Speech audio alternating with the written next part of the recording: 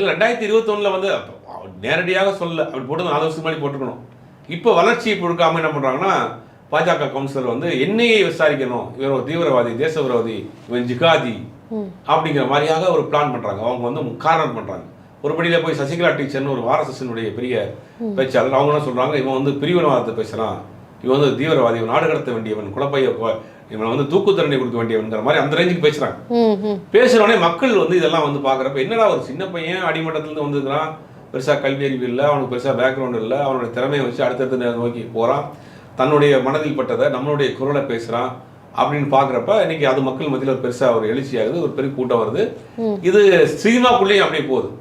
மம்முட்டி பேச ஆரம்பிச்சிட்டார், பிருத்திவிராஜ் பேசுகிறார்.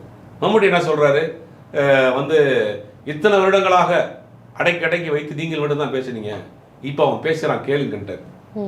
பிருத்திவிராஜ் என்ன சொன்னார், அவன் உரிமைகள் மனிதனுடைய உரிமைகளை பேசுகிறான், அவன் நீங்கள் எப்படி நிப்பாட்ட சொல்ல, அவன் நிப்பாட்ட மாட்டான் அப்படின்னு சினிமாவில் இருக்கக்கூடிய குரல்கள்